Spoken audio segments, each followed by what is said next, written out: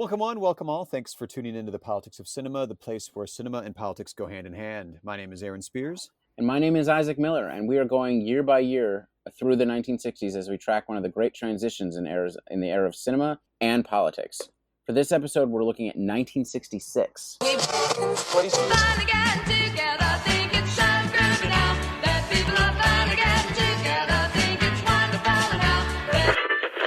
Smoke all 7 filter cigarettes. You'll find some too strong, some too light.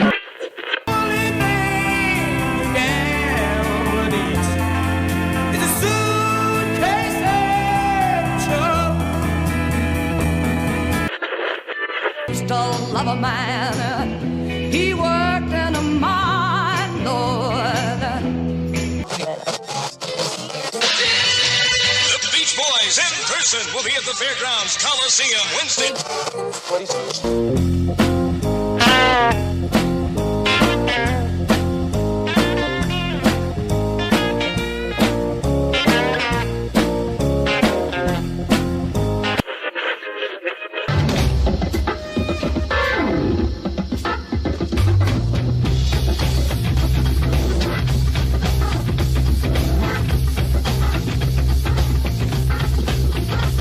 On this episode, we'll be focusing on Who's Afraid of Virginia Woolf, the shooting, and I do want to do a mention of The Endless Summer.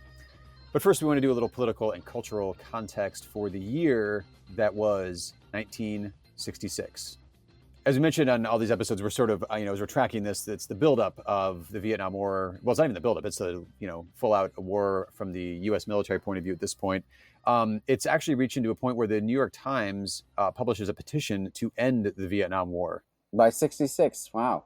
That almost feels early, but I guess my timeline was a little off. I haven't studied Vietnam in years, so. Well, it's interesting too, looking at it year by year. Like when we look at it generally from history, which is also what's so much fun about watching movies this way, is you get like the year by year context, not just like the big broad strokes. Right. Yeah, exactly. Also this year, we have Miranda versus Arizona.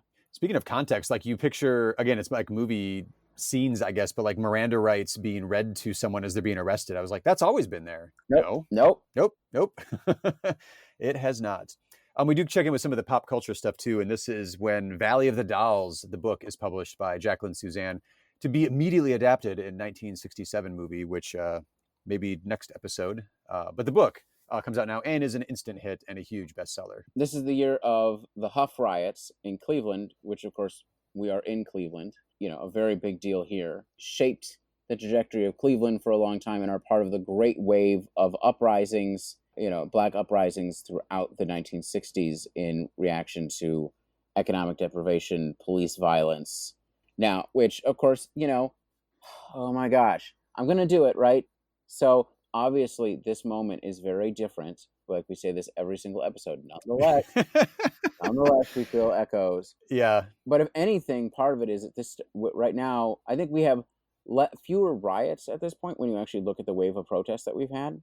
But it also feels much more stable because of the presence of, right-wing vigilance murdering people as opposed to just the police.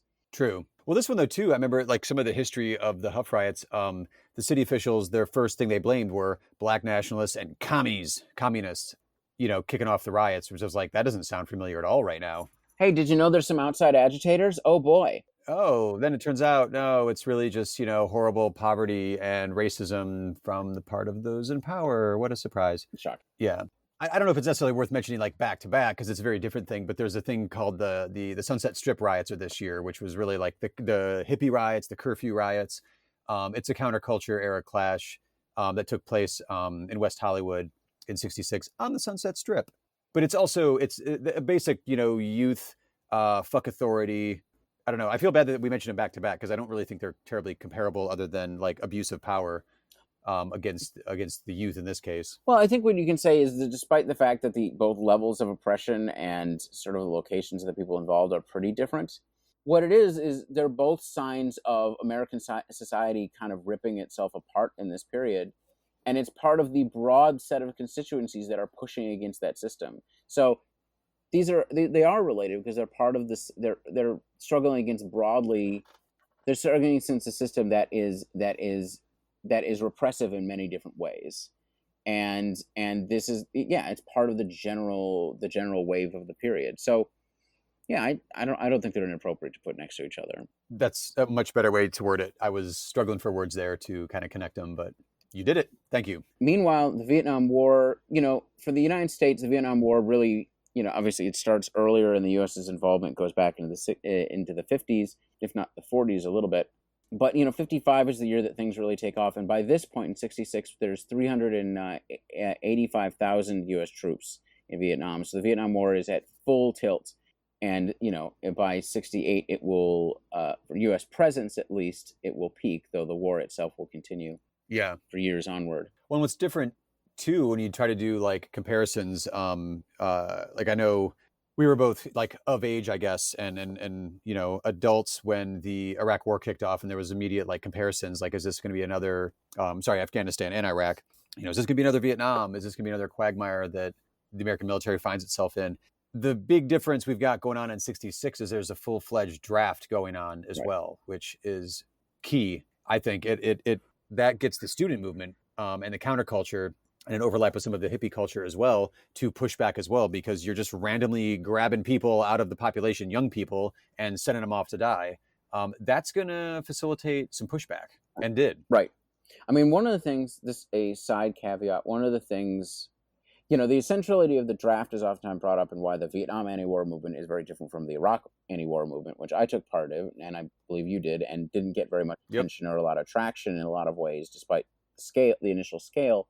And of course, part of the problem is taking these things out of their political context and then comparing a movement where the 60s is on the heels of, is like in the wave created by the, the civil rights movement, and is a point of a major social unrest, whereas basically the Iraq anti-war movement is part of a, decades and decades long decline and defeat of social movements, anti-globalization movement notwithstanding, and others as well. But like, things are not in good shape.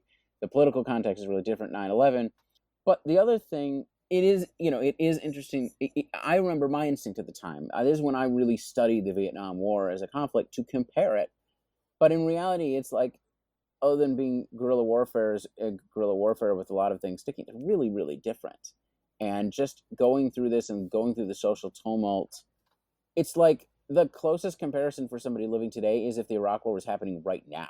What do you mean? I mean, in the sense that, like, Vietnam is like part of a general wave of destabilization in American society, whereas the Iraq War happened at a period in which we were still sort of in the broad, long-term neoliberal Reagan era political hegemony plus 9/11. Oh, yeah, I see what you mean. Yeah. So this is like, what if you were having the Iraq War, only it's like right now? Right. That's Okay. Sort of Yeah, that makes sense. That's a closer analogy to Vietnam. It's not perfect, but obviously.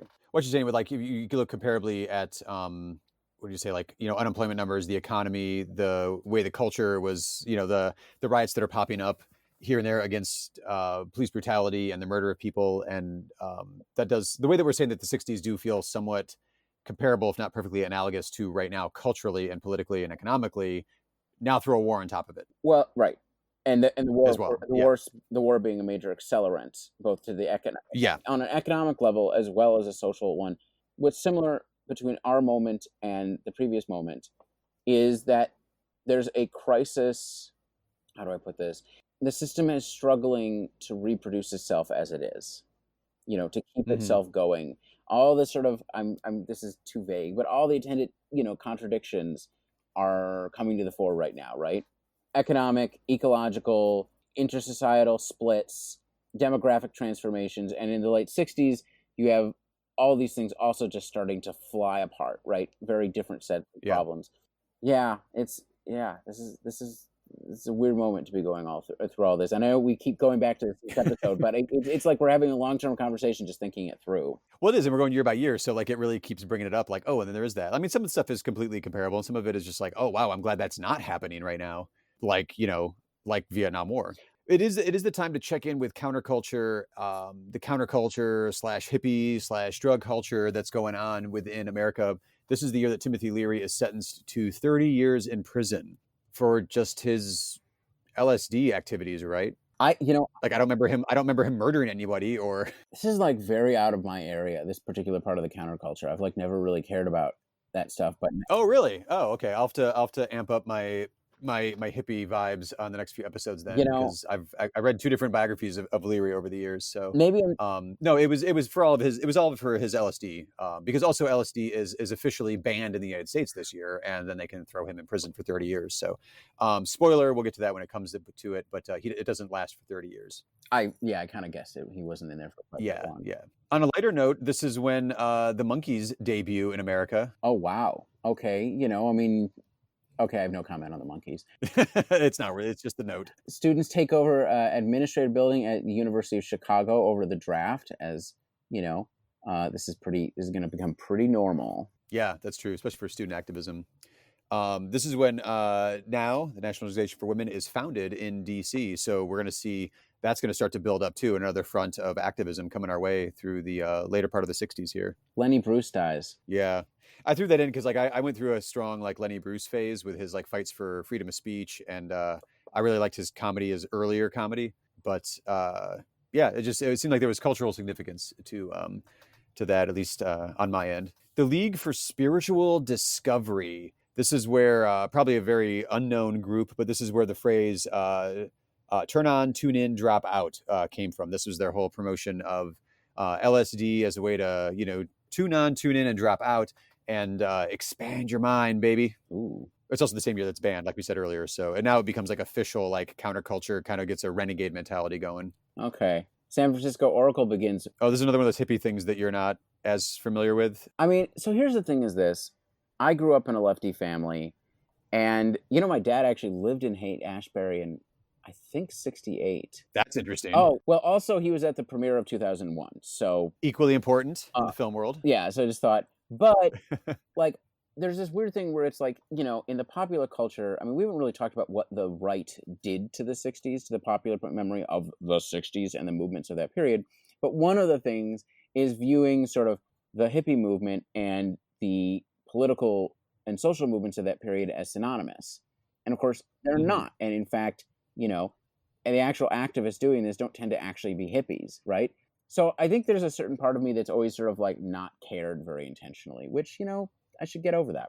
No, the San Francisco Oracle is we charted when like the Free Press and Radio Unnameable debuted in New York City. It's like another counterculture newspaper that was going on in San Francisco, specifically in Haight-Ashbury. So if you have a 66, a counterculture newspaper founded and begins printing in Haight-Ashbury, it's perfectly set for the hippie explosion that's coming its way in the Haight-Ashbury community. All right. Well, so that's why. Now for, I think, one of the most significant political moments that we're going to get in this entire period, the Black Panther Party. Hell yeah.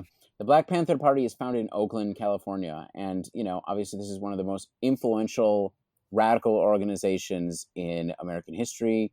It is both, a movement of Black liberation as well as an anti-capitalist Marxist organization, and it will be deeply influential to today. We've already actually covered it a little bit in our first episode of the 60s with Agnes Varda's documentary. Yeah, that's true. So just marking the fact that it was started here, and they were immediately met with open arms and encouragement from the powers that be. They were immediately met with with arms. And then to wrap it up, also on Haight Street, the Diggers kicked off their Death of Money campaign, which there's just this interesting hub that I find around the Haight-Ashbury area in this time period that really, I don't know, it just captures that kind of, I guess, the hippie zeitgeist, as it were, from a historical perspective. A lot going on right there, and a lot of different creative things coming out of it, let alone like the bands. That's a whole separate podcast series, I'm sure, that would be there, of just like the bands that came out of that particular area. God, the beach music we talked about last episode. I don't know. There's a whole interesting like concurrent that I've been listening to a lot of music of the era as we've been going through this, and I don't know, the Haight-Ashbury area really is there for a lot of those bands. The Diggers aren't musically important there, but they were around doing their thing. The Death of Money campaign was interesting. There was a doc I watched on it years ago that I'm drawing a blank on now, so that's probably irrelevant. But interesting group of street activists and performers. I feel like this is going to end up being a podcast where the 60s never dies, right? We're just going to end up going back to the 60s after this summer because there's so much left on the cutting room floor. There's so much, yeah. And it's just like, what are you going to do? What are you going to do? And we didn't get to the film stuff yet, which is what we're getting to right now. Oh, yeah. This is where 66 is definitely, I think we're in agreement. I think this is the year that starts off what I think of as like the new Hollywood movement, like the awesome, like radical films of the 60s. I believe they start in 66. I always had it in my head as like a, Bonnie and Clyde, Easy Rider kind of thing, but there's so much in 66 that is like, nope, it's here. It's here in 66. Which I think you only recognize from a historical perspective. I don't think it was known maybe necessarily at the time. So the snapshot for films in this time period, you got 451 films that come out in this particular year. It's holding steady. It's dropping off a little bit, but not significantly still. Number of theaters is still holding pretty steady. We're, at a little over 14,000 theaters. Again, multiplexes are starting to be built. Some are starting to be converted. Predominantly, though, it is not a multiplex, which is to say at this time period, 2 screens. It is not a multiplex era just yet. Drive-ins are still flourishing. There's over 4,000 drive-ins nationwide. The weekly attendance, though, this is the key part for this year. It's starting to drop. Last year, 65, it was 44 million people weekly. 44 million people attending films weekly. We're dropping down to 38. We're going to see quite a drop in the next couple of years. Average ticket price for the first time cracks $1. It's like $1.09 right now. And the yearly box office, though, is still maintaining. So I don't know if like the dip in audience versus the rise in ticket prices keeps it at about just over $950 million in a domestic box office within the United States. Isaac, within that box office, what do we got for top movies at the box office this year? So, Hawaii, which I've never heard of. Oh, really? Nope. So first of all, you've got Julie Andrews starring in it, hot off of The Sound of Music. So that's a huge draw. You have Max von Sydow and Richard Harris, no slouch in the marquee name title anyway. It's an adaptation of James Michener novel. Remember he had like all those big sweeping epic novels with like one-word titles? Yeah. It's one of those. And then Hawaii was it was a big budget studio adaptation, sweeping adventure and romance and blah, blah, blah. So ripe for seeing the death of old Hollywood sort of situation. Yeah.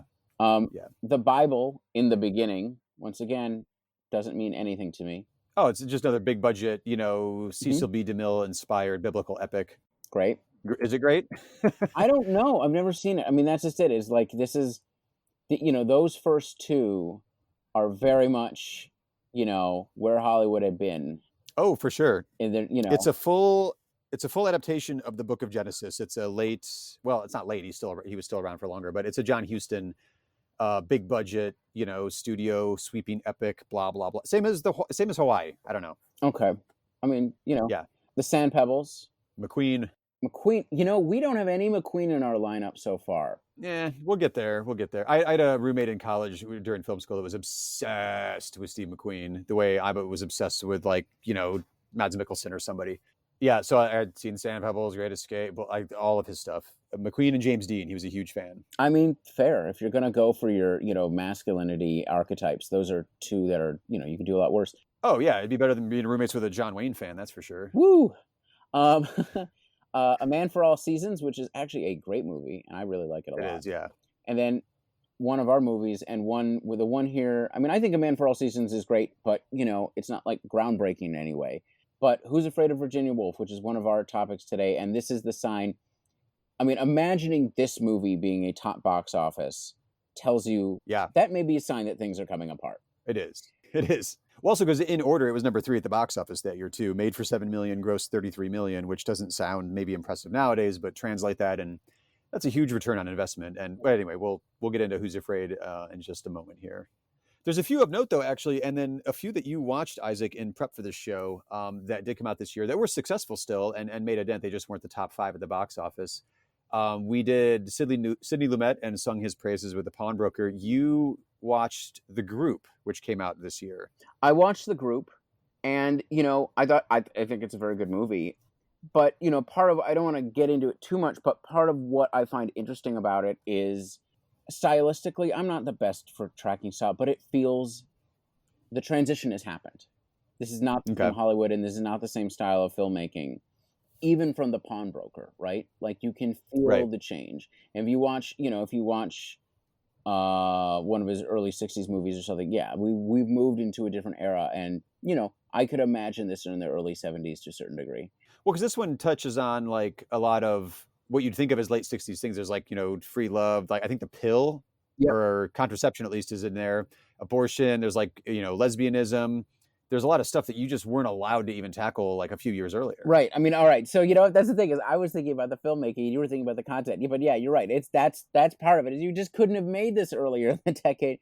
Not only that, I mean, part of it is it's set in the 30s, and this presence of communism in like New York intellectual circles is everywhere. Interesting. And that's not something you could have done a certain time between earlier. Yeah, no, they even go in deep. Trotsky, there's a Trotskyist at one point complaining about the Stalin. I mean, it's so part of it is it does feel, it feels, all of those things make it a movie of a different period. Well, so that one I've only read about. I haven't actually seen, which I really should, because I know the author of the book it's based on. She was a big Vietnam War anti-war activist in that time period too. Mary McCarthy, no relation. Well, another one. I mean, I watched The Russians Are Coming. Oh yeah, which is not, it doesn't feel, but I mean, it's a fun comedy. It's fun, but part of it is it's another one of our Cold War themes in which basically the Russians, both the American paranoia, small town paranoia, is portrayed as just that, irrational, the fear of the Russians, and the Russians are portrayed as, both sides have people who are assholes or whatever, but as human beings.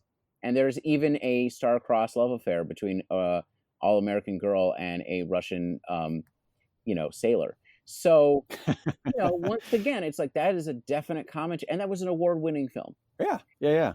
So we mentioned in a previous episode that we were getting a lot of military and political point of views from the Cold War era and the terror, the fear of the Russians and McCarthyism and whatnot. So this one actually has like a civilian story to it as well. Yeah. So basically, I mean, the idea behind it is that a Russian sub captain beaches his submarine near a small town in New England on the coast. I mean, it's not actually on the beach. It's like just gotten too close inland because he just wanted a better view of America. So the crew has to come on land to find some motorboats to pull them out. And as soon as people find out, there's a hysterical panic. And it's a lot of fun and it's worth watching. And also comedy. And it's funny. Yeah. It's legitimately funny. I find sometimes late 60s sort of like slapstick to not quite always land with me in the same way. Sure. But I think especially it gets there, and it has a heart and stuff. So yeah. Interesting. A couple other ones of note to shout out. So this is the year that Seconds from John Frankenheimer, who we've already actually covered kind of extensively with some of his previous work on the show. But Seconds was a really interesting film that we was in contention for something we were going to really do a deeper dive in on the show. But since we already covered him with Manchurian Candidate and others, we decided to just it's of note. Frankenheimer's still plugging along and doing some really amazing work. We'll get into it with Who's Afraid of Virginia Woolf, but keep in mind, foreign films are still exerting heavy influence on the box office and getting a lot of play in America at this point in time. There was a couple episodes ago when there were more foreign films released in America, more foreign language films released in America than there were Hollywood productions.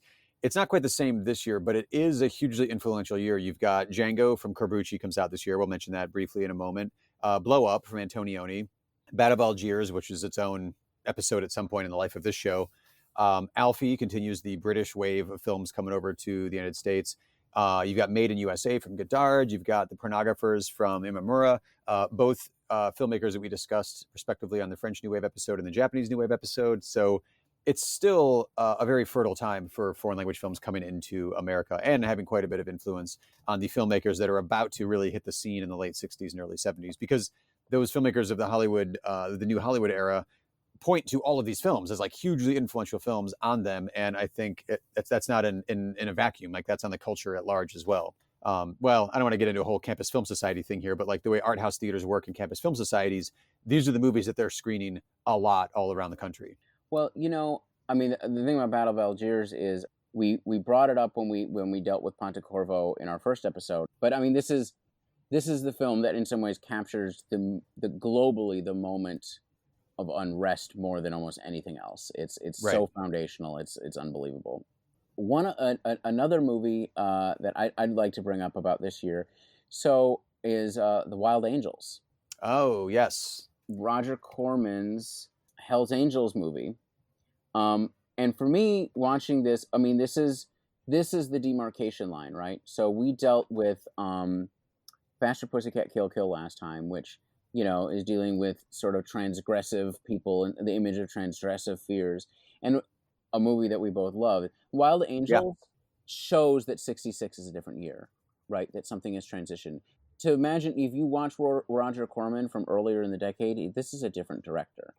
Or it feels that way, and everything.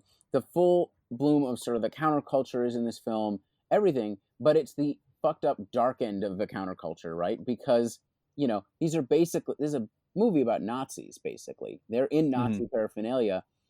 But I just, you know, for me, watching this was the point where I realized, aha, we've entered into the quote unquote 60s with this film.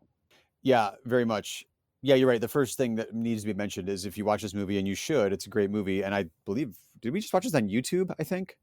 Yeah. I mean, as of the recording, it's on YouTube. Be prepared for so many swastikas, so much Nazi shit. It was really is off-putting. Obviously, they're Nazis, but I was not prepared for the level of like, yeah, it's almost a distracting level of swastikas and paraphernalia going on here. It's also interesting because I feel like the name for this movie, The Wild Angels, is directly tied to the popularity of the Marlon Brando film, The Wild One, from 53, so much earlier film. But it signals a shift because you have unredeemable fucking Nazi protagonists in this film, and you didn't get that like during the height of the Production Code Authority. If you had bad guys, they had to be dealt with accordingly by the end and punished, and you don't get any of that here. It's not even like anti-heroes, because like you're not rooting, at least I wasn't, for any of these characters. You've got Peter Fonda, you've got Bruce Dern, you've got Nancy Sinatra. I think like a year after, I think Boots Are Made for Walking was still like on the charts when this movie came out. So like she was, you know, it was almost one of those weird crossovers, like the way they did with, sorry, not to bring everything back to beach movies, but in beach movies, they cast a lot of singers and performers to be in the movie because they knew they could nail the songs in the movie.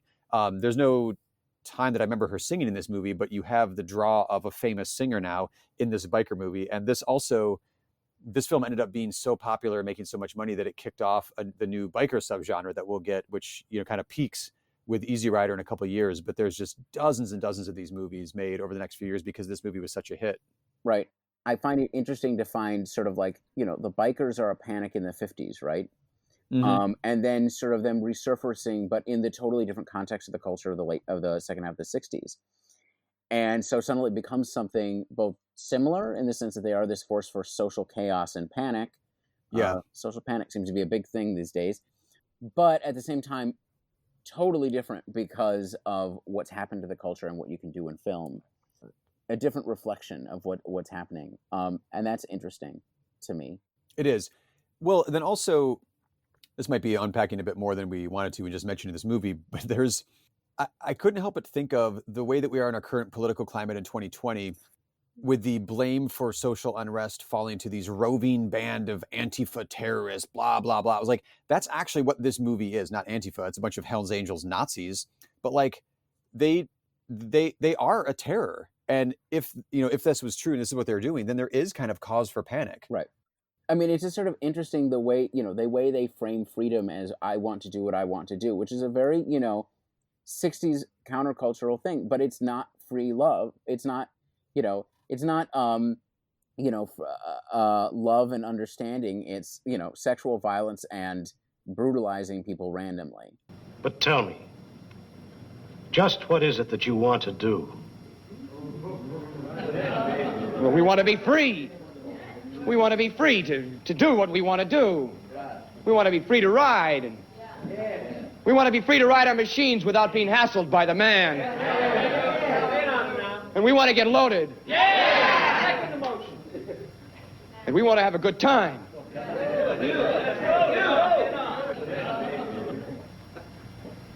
And that's what we're going to do. Well, when, baby? Let's go. We're going to have a good time. We're going to have a party.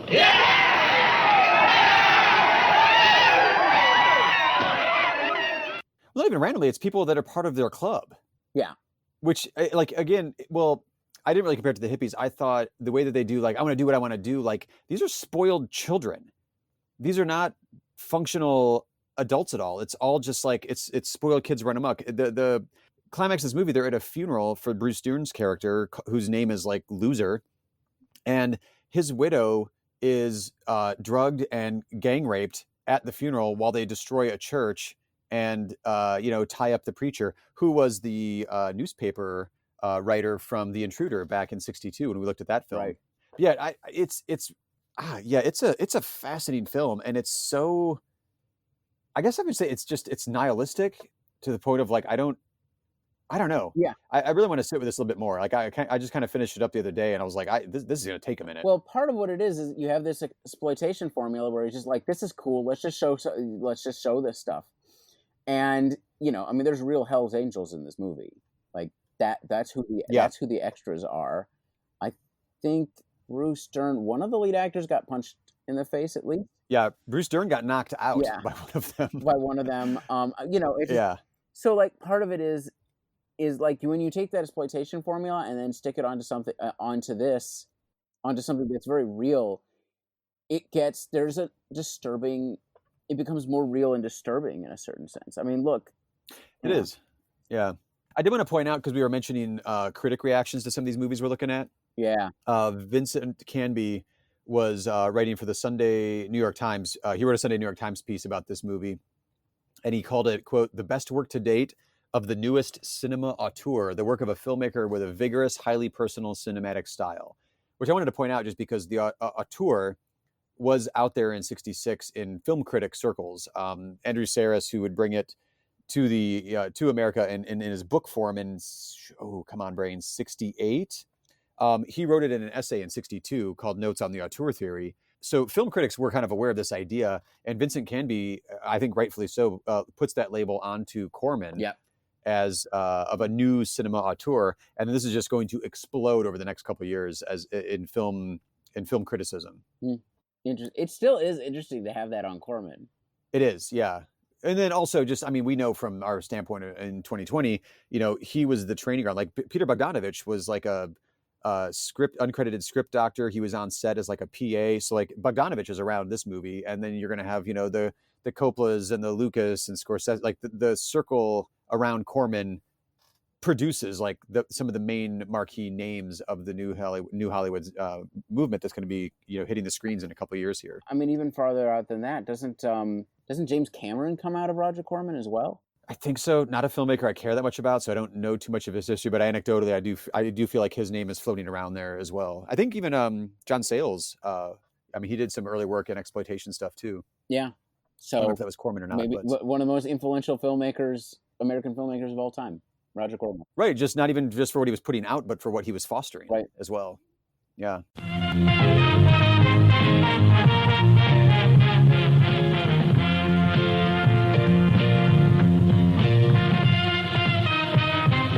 So as we move into our feature presentations for today, first one up, we've got Who's Afraid of Virginia Woolf, the Mike Nichols directed film adapted from the hit, and at this point now, classic play written by Edward Albee.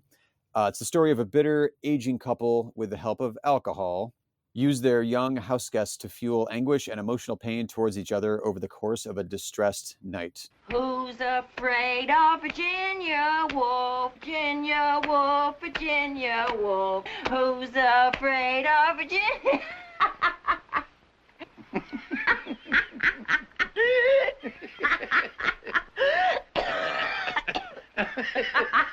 It's easy to talk about Warner Brothers' new motion picture, Who's Afraid of Virginia Woolf? It's hard to tell about it. Easy to talk about. All you have to say is Elizabeth Taylor, Richard Burton. Who's afraid of Virginia?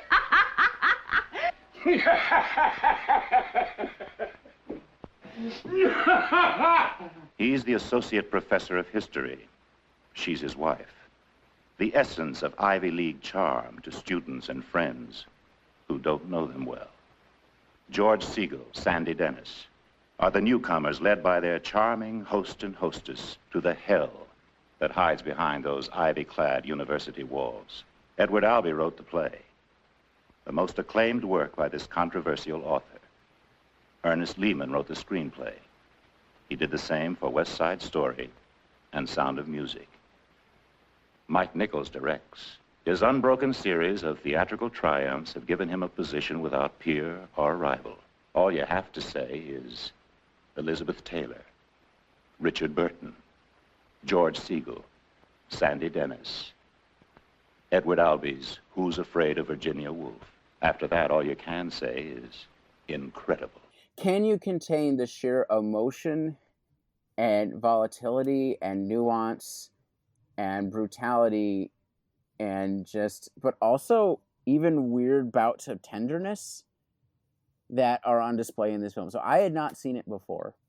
I had heard of it in hushed whispers over the years. Sorry, that phrase caught me off guard. You heard it in what? In hushed whispers over the years. Okay. Oh, Who's Afraid of Virginia Woolf? And I always wondered, what was that? I just never really knew. And then I finally saw it. I'm like, okay, wow. Yeah. All right. The first time I saw this in the film class I was watching it, my professor introduced it as like, I hope you all are ready. This film is going to put you through the ringer. Yeah. Which is accurate, which is very accurate. I felt gross and mean after watching this movie. And I mean that in a good way. That is a compliment. Yeah. Well, it did what it's supposed to do. Right. Make you feel gross and mean? Oh, yeah. I think so, yeah. Because, I mean, all the characters... Well, maybe Honey... I don't know. So this one is actually fairly simple and straightforward. That synopsis is true. It's all over one night. We are in the setting of I want to say it's New England college, small New England college town. Right. It's all kind of set in the after, in the residence and area of, academia. Elizabeth Taylor is the lead along with Richard Burton. Actually, they're all kind of for the leads, but it's Elizabeth Taylor and Richard Burton. I don't remember what number this is, but that they did 11 films together. This is not their first. But so she plays Martha, Richard Burton plays George, and then George Segal and Sandy Dennis play the new couple, new to their academic circles. George Segal, I believe, is a biology teacher at the college, and he's there with his wife, Honey. So, Isaac, as a first-time viewer, so you felt you were put through the ringer? I mean, absolutely. And yeah. I just wasn't. This is another one of those films. Well, I mean, obviously, this is a landmark film for a lot of reasons. But I think just the sheer level of emotional complexity that they can get across by being this nasty. I mean, I don't know. I mean, not just nasty, but by being able to delve so deeply into the complexities of the relationships between people and the nuances of, I mean, part of it, this is a movie about codependent relationships. Yeah. Of, horrible codependent broken relationships. Which, wow, is that a real thing? And the ways that career and material interest and long-term, just long-term sort of ingrowing with each other because basically no one else will be able to deal with you. And the things that you do to cope with that, right? Where they hate each other, but they'll defend each other, right? Everything else sort of revolves around their stabbing at each other for hating each other for being in the position that they're in at the same time that this is the only thing that they have, so they hold on. I don't know. No, you're right. I think because there's so many years into, I don't know, just like almost shared trauma at this point, which is defines their relationship. Martha and George, the Elizabeth Taylor, Richard Burton characters, you don't see them as functional together in a traditional sense, but they have figured out their own way to be functional around each other and with each other. But you couldn't picture them in any way being able to start over with somebody else because they're too toxic and in their own head. And the shared trauma that they've built up over the years is almost like their defining relationship characteristic. Right. And so the plot, as it were, for this movie is Martha, Elizabeth Taylor's character. She invites over the new biology professor, Nick, which is George Segal's character, and his wife, Honey, Sandy Dennis. They arrive. So it starts off at 2 a.m. Right. It's after a work party. Well, So it's they're already it's after a party at her father's house. Her father is the head of the university. head of the university, right? So this is like the after party to a party, and also like the amount of alcohol. If I was younger, if I had thought of this in film school, we would have done a drinking game to this movie where we just drank every time they're drinking. And any normal human being that is not I would say normal, but like any human being who's not an alcoholic would be on the floor at the halfway point of this movie. They just run on alcohol. And then, like you said, like the barbs that fly, it really feels almost like she invites over like the newbies, the George Segal Sandy Dennis character, almost as like their plaything for the night. Yeah, I mean, they invite them over as she invites him over as a weapon to hurt Richard Burton's character. To play with, yeah, for the evening, right, right. For the evening, to work out their issues, to do whatever. There's so many intertwining things. I mean, because some things have to do with sort of power plays within the university, right? Yeah. I mean, that's certainly why the younger professor's there, to build up those relationships.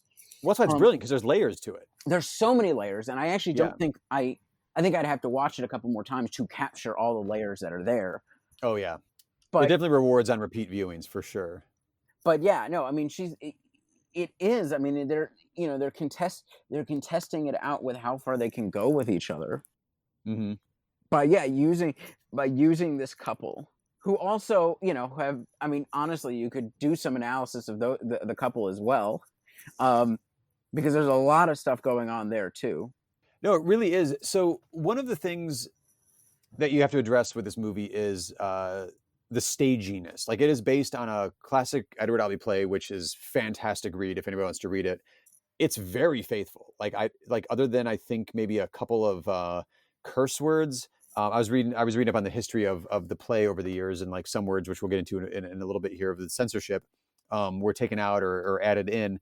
But it is it is sort of known within theater critic and film critic circles as like one of the most faithful like play adaptations within Hollywood, because it just took the play and it filmed it. You'd mentioned to me, Isaac, that like it did feel it felt like a stage play to you watching it. Yeah. Which I don't really consider that like a knock against the film. Did you mean it that way, or was it more just like you just felt kind of claustrophobic and I think confined to a few sets? This is actually my own personal issue. It's actually not a knock against the movie, but I always find that a little distracting when I know it's there. Okay. I mean, because you knew it was a play ahead of time, right? I knew it was a play ahead of time, and so I'm not really being fair to the movie. I mean, this is not. I mean, the movie where this really bothered me is something like Fences, where it's like there's a lot of great performances, but I'm not sure this is a film. I mean, I think it's a very good movie, but it's like just the way it's shot. Whereas this is like shot extremely well. It is, I think, actually quite dynamic in a lot of ways. Yeah. I just notice. No, I don't think you're wrong. Like, it definitely, I think it feels that way too. But as do you, like I love live theater, and this does open it up slightly, because in the theatrical form, it's all just like in their living room, possibly the kitchen. I don't remember. I haven't read the script in a while, but it opens it up to go to like like a diner or a bar nearby. There's like a car scene. It opens it up a little bit, but it's all contained in like one. It's almost real time. So like I feel like that gives it to me a mental excuse of like, oh well, that's fine, because it's all Richard Linklater style. Like it's all done in real time, like a tape or Before Sunrise. Oh shit, the Before trilogy. That's a really interesting comparison to this. Sorry, real time thought there, but just charting relationships over the years as well. Like the last one is much more, I don't know, like close to this movie than the first one is, when it's full of hope and optimism for the future. Anyway, I don't mean that as a knock against Who's Afraid of Virginia Woolf at all. I think it's an amazing adaptation, but I feel like it does stick to what makes the play great, which is a confined period of time with only 4 characters, but it's a deep, layered look at the power of like your role within the university, your power, your role within like a marriage, your role within like interpersonal relationships with coworkers. These are all technically coworkers for the most part here. Right. But then also it kind of picks at the scabs of like past traumas and expectations and illusions that people have of what their marriage is and what their marriage isn't.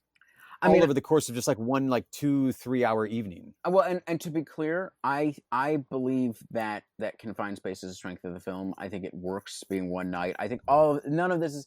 I only say that I just notice it with play movies, and Sure. it's a little something that I notice. It's not actually a bad thing.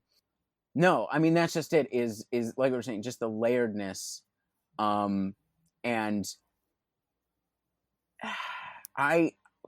some of my favorite stuff in this is when they're affectionate. Is when after savaging each other, they turn around. Yeah. So, for instance, after Elizabeth Taylor sleeps with the younger professor to torture her husband, right? Apparently not terribly successfully on his part.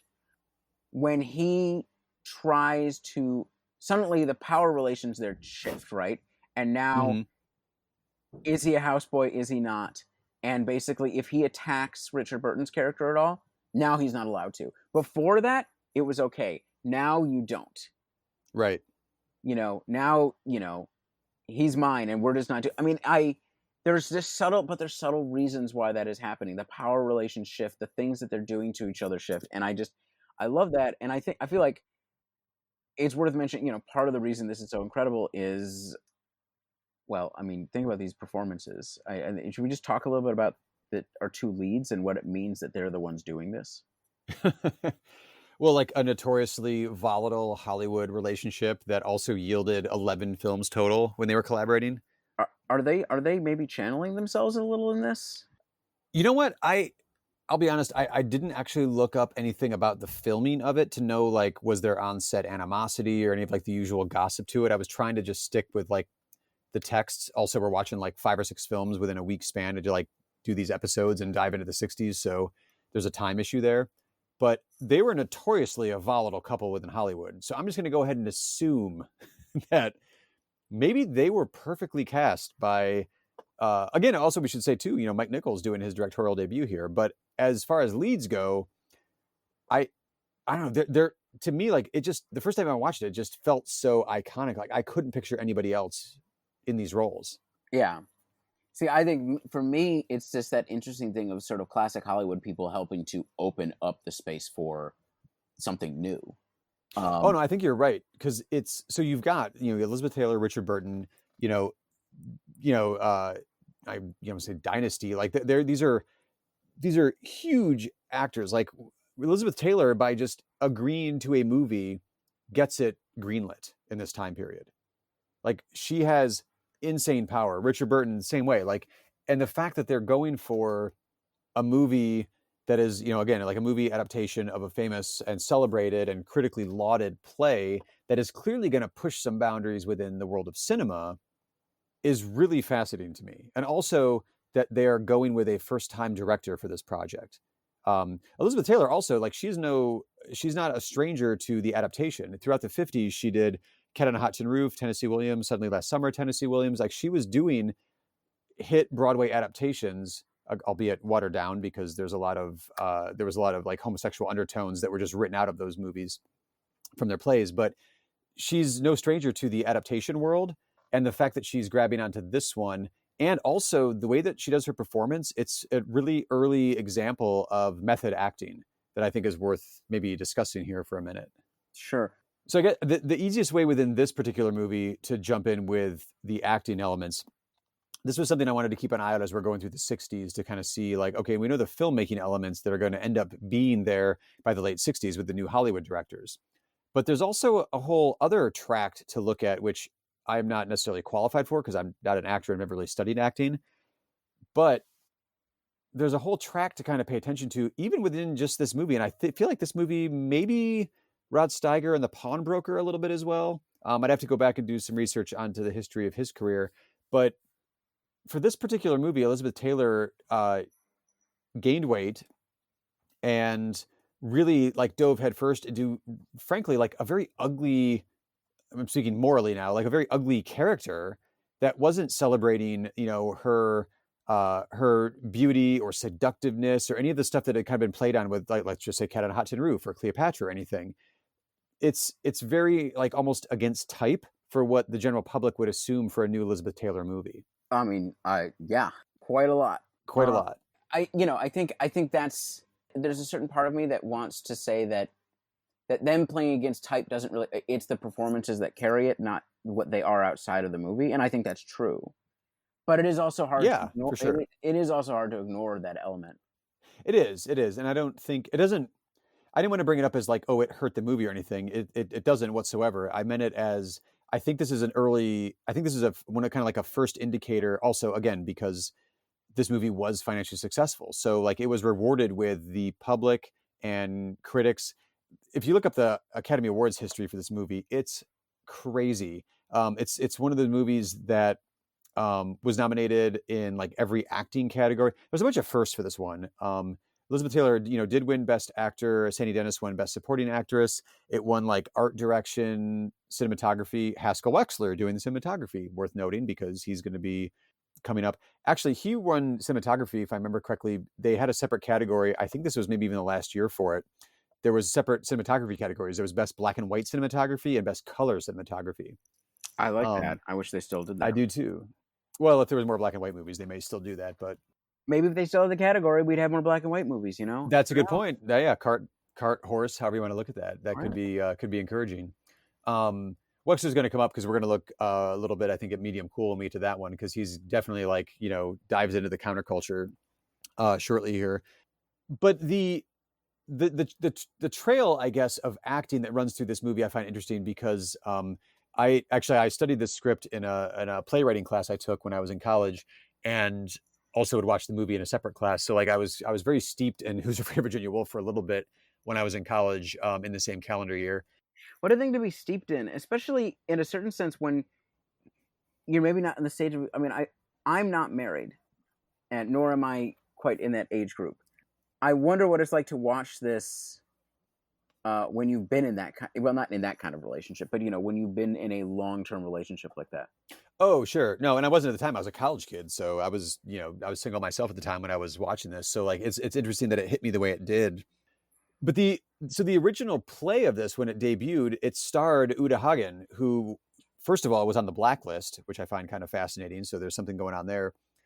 But she was instrumental in also advancing Stanislavski and the method and that idea of acting and immersing yourself in a role. She even wrote a couple of books like Respect for Acting and A Challenge for the Actor that encouraged people to like really dig in on motivation of character and become the character, not just like read the lines, hit the blocking, do your thing, which I find that really interesting because I think that comes across in every one of these roles that are in this film, that are acted in this film from all four of the main characters. Like we know Elizabeth Taylor, we know Richard Burton, George Segal. Like I know him as like a comedy guy from his later career, but like in this movie, like they feel like these characters. Like there's no hint of like Cat on a Hot Tin Roof from Elizabeth Taylor in this movie. It's only Martha. These are completely immersed. Yeah. So the other couple notes I had on this one, sorry, I have a lot on this one just because like, again, like I was steeped in it for a bit and like all the stuff's kind of coming and flashing back to me from like my paper I would present on this and the theater analysis I did on the play. But do you want to do breakdown of societal norms or do you want to go into the censorship track next here? Let's go with censorship track and then societal norms. All right. Objectionable words used in this film that had the Catholic Legion of Decency and a very early first year actually on the job, Jack Valenti at the MPAA, up in arms that were in this movie. Anything hit your ear when you're watching this, Isaac, that you were like, wait, they're saying this word? I don't know everything about sex. It's just a wall of it, right? Like there's a wall of language and sort of just it's so for beyond innuendos. I mean it's like real people talking or something in a movie, which is crazy if you're used to classic Hollywood. It is, yeah. Like the use of goddamn of course was like offensive because we're talking about the Catholic Legion of Decency here. Son of a bitch was kind of a new one to a certain extent in this one. Screw you. Wow. Really pushing it here. Really pushing. Oh, we're going to get to my two favorites at the end. I saved the best for last. Up yours was a point of objection previously with the censor board. And then my two favorites, I'm going to say my absolute favorite for last, but there was the phrase hump the hostess. I can totally see that. I mean, that's what I'm saying about like just sort of they're talking like real people. Wait, I've never said that phrase. Yeah, but also how many really, really drunk, well, anyway. Fair Yeah, enough. no. And then the last one, which is my personal favorite from this movie, is monkey nipples. Oh, wow. I, as an atheist, I take great joy in the fact that at some point the Catholic Legion of Decency had to not only hear the phrase "monkey nipples," but had to write up in their, complete condemnation of this movie. The phrase "monkey nipples" had to have been like written and regurgitated by them. I find that to be very funny. The weird part, though, is that there was no power to the Catholic Legion of Decency at this time. I think actually they had a different name at this point, and all they did was they issued a condemned warning at the start of pre-production for this movie because they knew the play it was based on. So there really wasn't a whole lot of, and Warner Brothers, I believe it was Warner Brothers, was definitely behind the movie because you had the fucking power of Elizabeth Taylor and Richard Burton with it. Right. So like they're clearly going to get this out. This was the first year that Jack Valenti, who was in charge of the MPAA, and he had just abolished the production code. So this movie actually kind of snuck in at this weird, like, nebulous period where, like, you couldn't really say it was violating any production code, and you couldn't assign the seal of the production code seal to this movie, which they wouldn't have anyway. And there was, like, some suggested edits to tone it down a little bit. But for the most part, like, it just went out the way it was. I mean, that is... you really are in a completely new era when you can sort of just do this stuff. Well, I think it's the problem of throwing out the production code without having a new thing to replace it. It's like, oh, well, we'll get there. And they don't unveil the rating system, which would be the next step in censorship, until 68. So you've got like a 66 to 68 time period where ratings will become retroactive, and stuff that we're going to talk about is going to have a rating technically. But when it came out, there wasn't a rating system to speak of. Everybody was just sort of like on the honor code-ish for like what you could put in a movie. So I'm fascinated as we're doing this year by year thing to really jump into like 67 and 68 and see what else really pushed the boundaries and slipped through the cracks. It'd be interesting to compare this to like the early 30s or something. Oh, this is very comparable, I think. Yeah, to the pre-code era. Yeah. Yeah. Well, so the other aspect to it is I think this is an amazing transitional film, and not even transitional anymore. This is a benchmark film of the new era we are in now in 66. There's this idea of societal norms that come out of the 50s. I mean, honestly, is this probably like the callback to Make America Great? Like, it seems to go back to like the post-World War II 50s white America thing. So if you've got the 50s idea of nuclear family, 2 parents, 2-ish kids, white picket fence, father's the breadwinner, mother's the housewife, children are well behaved, like all that nonsense. And property. And owning a house. This movie, while they're officially kind of operating within that world, it completely smashes these conventions. It's the first time you can actually show how things really were. Well, maybe not smashes the conventions, but turns them on their head, or actually like peels back that like glossy publicity PR veneer to look at what really is going on. Well, no, that's just it. Yeah, I think that's exactly what it is. I mean, we're finally in a period in which film, because we don't have to hide and we don't have to circle around things, in which American film, because we've been watching this stuff, watch Japanese movies, right? They don't have any of these problems, it seems like. Right. They probably do. Right. They probably have issues that we're not aware of culturally, but like they're able... But within the films. Or things that they can't do culturally that maybe you could in the US. But like, basically, they can go so much more deeply and clearly into commenting on life. You can have a movie about bad marriages before this, and it may be deeply insightful, but it cannot do what this film is doing. It cannot touch where this film goes. And that's as an art form, as an art form in America, this is a touchstone moment for film to just be able to do what they're doing here and to be this mean on screen. Right. Well, just to, like the one example I think that might be worth chatting about for a moment or two before we move on to the next film is the 2 female characters. You have Honey, played by Sandy Dennis, and you've got Martha by Elizabeth Taylor. These are both female characters completely dominated by their fathers and their father's role within their family. Yeah. There's no sign of any mother figures even in their lives. So that's interesting. I'm not sure that that's so much to do with social norms as I don't know. I mean, is that Well, I meant that father as breadwinner, leader of the household, blah blah blah, and then they end up marrying like Richard Burton, who's like the failed author, didn't really rise to the level that he thought he was going to as a prominent figure. Like he was, maybe expected to be like the next head of the university. Like he's not going that route. He's an alcoholic who resents the fact they can't have children. There's infertility in this marriage, and then the Sandy Dennis character has now got like an unfaithful, husband. And their idea of that, their perfect marriage, like that's completely shattered then as well within just the narrative of the film. What it is, and this is something that you could have seen in classic Hollywood, but not this brutally and not this clearly, is the transactional nature of these things, the transactional nature of these relationships. And,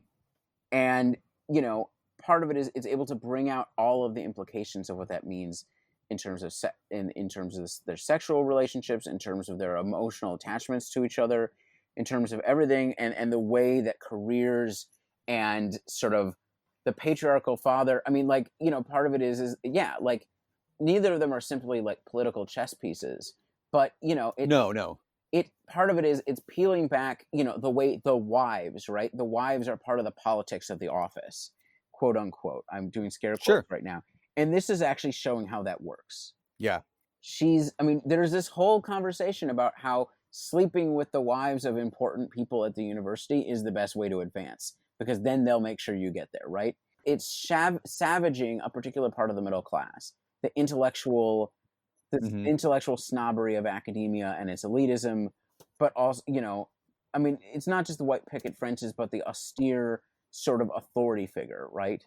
That comes out of that, and they're just tearing it apart. I think, gosh, there's so much sort of social commentary that in some ways I'm not sure we really have time for, to just rip into what it means to go after that sort of image, right? And lay it bare as something tawdry and petty, and in many ways not based on accomplishment, but just how well you maneuver and who you sleep with, and the costs of doing that. So much suffering in such a small playground. Right. That's very true.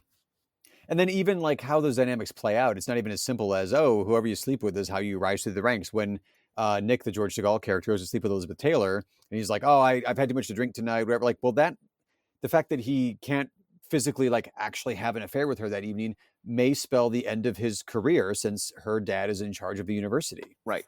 Let alone like what it says about his marriage. And it just flips around. I mean, I mentioned this before, the flipping around of the power relations from the perspective of, her and Burton. But I think the other thing is the way that flips the power relations on him. Before that, he had been, a man and somebody that she was attracted to, and now she treats him like a dog. And and she can, and he's submissive, and he ends up being submissive to both of them, because the power relations are there, right? They make it clear that by doing this and by exposing yourself to us in this way and by letting loose your secrets, we have you. Yeah. And you have to do what we say. And it's, there's so much going on there. Should we wrap up with a critical quote from the year this movie came out? Yeah, let's hear somebody try to be critical. Well, so this one is actually the citation I found. It just said Variety staff. So like they didn't even give like a credit to this review for Who's Afraid of Virginia Woolf when he came out in '66. It says, quote, outstanding direction by Mike Nichols in his feature debut. I think we both agree with that. Right. And for top flight performances, score an artistic bullseye. Pretty well said. So it finishes up with the characterization is at once sensual, spiteful, cynical, pitiable, loathsome, lustful, and tender. Oh, well, that's accurate. I think it's really accurate, and it speaks sometimes moment to moment, sometimes all those even in the same moment, which speaks to the caliber of performance from everyone involved in this movie. Yeah. Like, I don't know how to act sensual, spiteful, cynical, and loathsome all at the same time, but you feel it in this movie. I mean, you might be able to do it if you're in the right situation, but yes. Well, that's the truest to life element of it to me is how all these things are happening at once. It really is. Well, that speaks, like we said, to the layers. Right. It's not just one thing; it's several things, and then also it builds up too. Which speaks to, I mean, it's all around and out of the park success. It's direction, it's acting, it's writing, it's cinematography, it's the score, it's everything. Right. But like you said, in a context of like, hey, this is a play, and we're not trying to hide it that well. or at all, because like who cares? It's just great all around. So who cares? Right. So for our second film we wanted to focus on this episode is it's a little bit of a cheat, but you know what? It's our show. We can do what we want. We wanted to look at The Shooting by Monty Hellman, but then we thought, we really haven't mentioned the significant power that the Western as a genre has had on Hollywood since I was going to say post World War II, but it's been around since the start of films itself. We go back to The Great Train Robbery. It's a silent film and it's a Western. But the Western is also probably a genre we could look at as a transitional genre throughout the 60s if we wanted to get really narrow in our focus. Because you have a lot of studio Westerns. I mean, shit, John Wayne's still making Westerns at this point in time. So before we get into Monty Hellman and The Shooting, we thought you can't talk about the 60s without mentioning the spaghetti Western. Right. And this is sort of a landmark year for them. It really is. I mean, we briefly mentioned Fistful of Dollars, Few Dollars More when those came out as like, of note movies because they are super important and they are of note, obviously. We just didn't choose to focus on them until this point because I think we both agree, like, specifically Leone, I mean, I think keeping it chronologically, we're not talking about Once Upon a Time in the West or anything just yet, but with The Good, the Bad, and the Ugly, he just opened a whole new can of worms.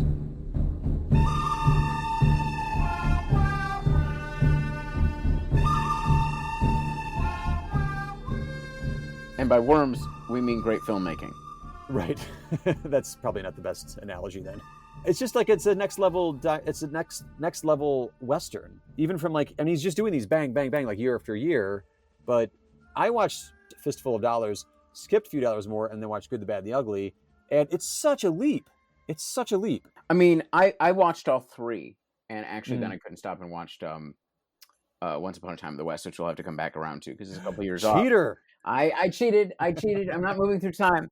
But part of the thing about it is it's a massive leap. I mean, you can see his confidence grow in you feel like his confidence is growing in For a Few Dollars More. I actually don't like it quite. I think it's very, very good. There's some things about it, structure, I don't know. It's never quite hit me quite the same way as For a Fistful of Dollars. But then The Good and the Bad, the Ugly is a masterpiece. Like it's his first undisputable masterpiece. And it's the thing about spaghetti westerns is that they are in this bizarre parallel universe of savagery and violence and chaos, using American history to make commentary on, in this case, the pointlessness of war or something like that, from an Italian perspective, which is frankly a lot bleaker than an American one because all these people grew up under fascism. Yeah. It seems like most of them were communists too. Well, either way, like it's a much more interesting mix than what you get coming out of the American Western tradition at the same time. In that same period. Well, I think, part of it is that the American, the Western in American context is in crisis, right? Like, as old Hollywood is dying, also the Western as the popular genre is dying, and that will continue, right? That's not going to stop even when you start getting more interesting Westerns. Right. No, not at all. I mean, and the punching bag I love to kick around in this time period is eventually get to a point where Clint Eastwood in the late 60s is making a full-out musical Western, which blows my fucking mind because, like, he's the man with no name in this trilogy. Like, he's around amazing high-quality Westerns, and then he somehow is like, yeah, Paint Your Wagon's a great idea. Let's do this. Well, he's trying to re-enter Hollywood, right? Like, he's trying to, like... Yeah. I mean, he doesn't come back for Once Upon a Time in the West. Right. He doesn't want to he doesn't want that to become his career, and he successfully transitions back. He turns this into a way to become a star, which... Oh, yeah. I guess I'm not sure Lee Van Cleef pulls that off. I mean, that's the other, he's in a lot of these. Right. Well, also, I think this one really works too because it is, I think Leone's even mentioned this in interviews, that he was kind of deconstructing like the Wild West romanticism with this movie, I think with the whole trilogy, but specifically, I think he really nails it with this one where like, by emphasizing like the violence and the dirt and the like, it's just, it takes away any romanticism of like, oh, the Old West, that seems great when men were men and, good guys were good guys and bad guys were bad guys. Like this one is so morally ambiguous. Well, the good is good because he has some shred of human empathy. Barely. Yeah. Right. It's the barely good, the horrific, and oh God. Right. And then the straight up, you're just a monster. Right. Yeah. Oh yeah. But what is, I mean, just briefly, because we don't want to spend too much time on this. But what filmmaking, I mean, he's bringing all of his techniques into play. It is. This is Marconi at his peak. I mean, you see the evolution of his shootouts. There's, his final showdowns.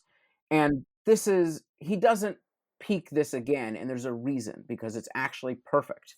And you have, these relatively thin characters, which is not an insult, because it actually is exactly why this works in this world of chaos and war and sort of depredation. And you see these bombed out buildings and things, which I think the Civil War had if there's urban warfare.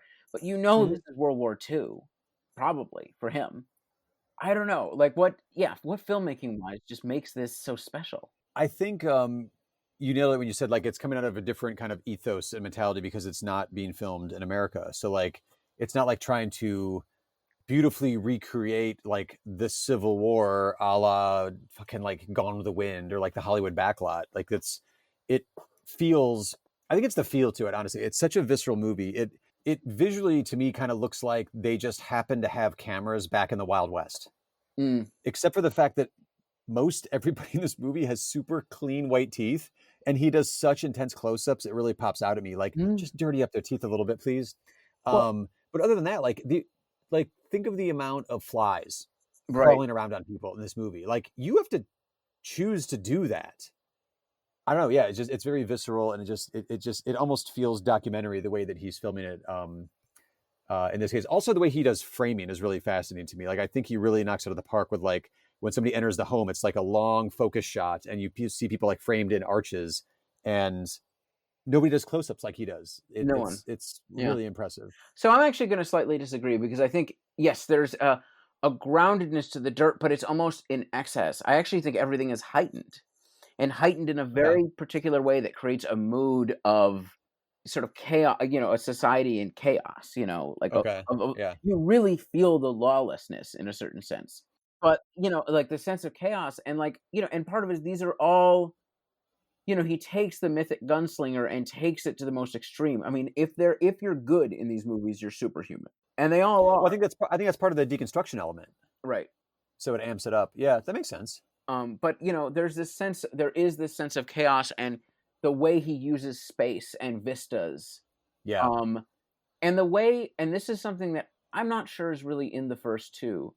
There's a deeper empathy to this one, right? Because of the themes about war, also Vietnam is heightening up. I mean, that is also another. I was just going to ask you about that. Yeah. Yeah. I mean, I can't imagine that that's not part of what's going on here in terms of just the futility of war, right? Right.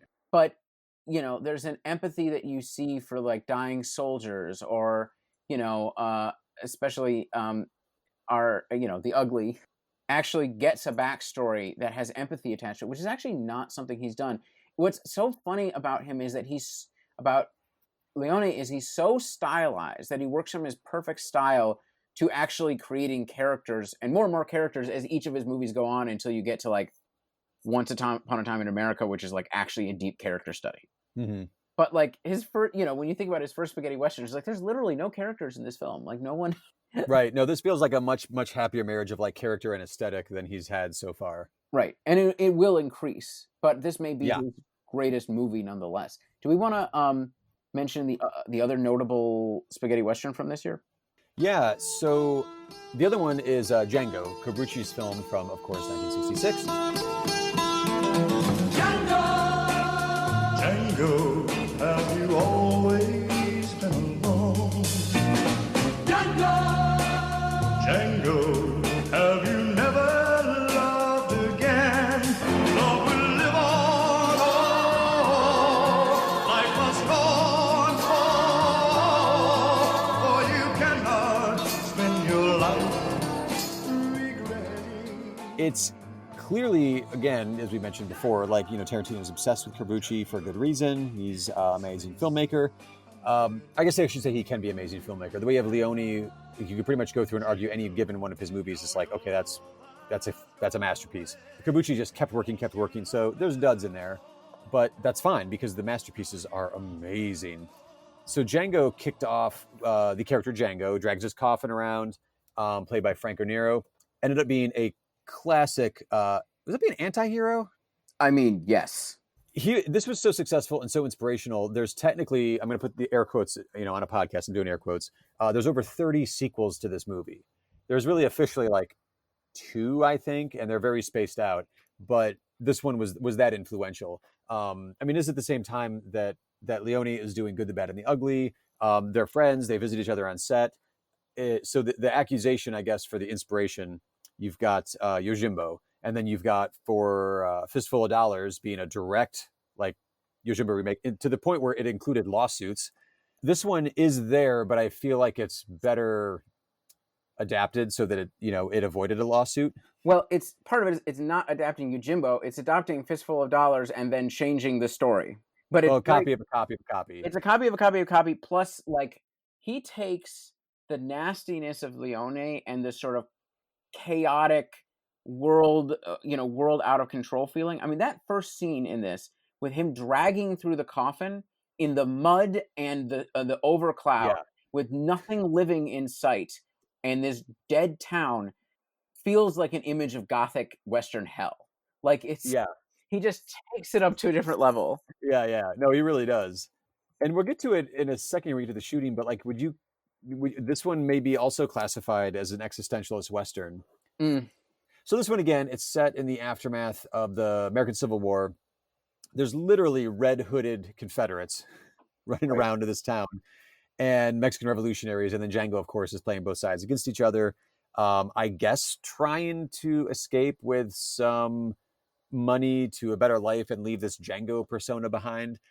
He's dragging around a giant, like a Gatling gun, machine gun in his coffin. He's dragging a Gatling, I think it's a Gatling gun around in a coffin. Yeah, it's pretty great. Which he just uses to mow down so much killing in this movie. So this is part of Corbucci's, it's the start of his Mud and Blood, which is a great name for a trilogy, a Mud and Blood trilogy.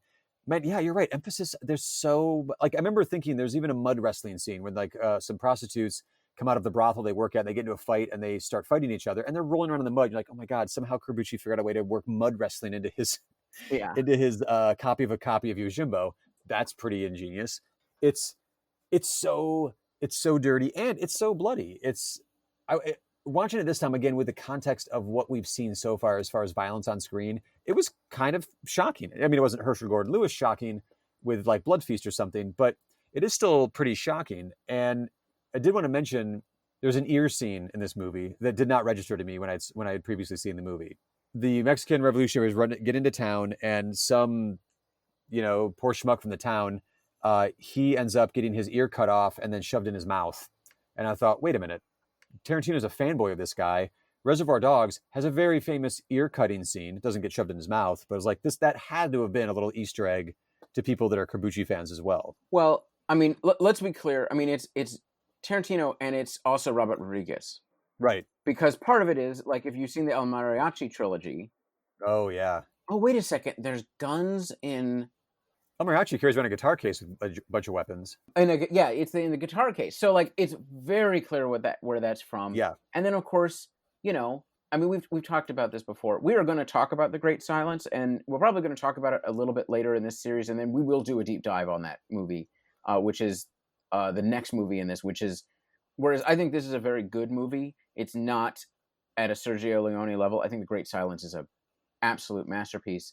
Oh, yeah. And we talked about in one of our first episodes about how all of Tarantino's output, basically starting with Django Unchained, up through The Hateful Eight, and then into everything in this is deeply shaped by Corbucci very specifically.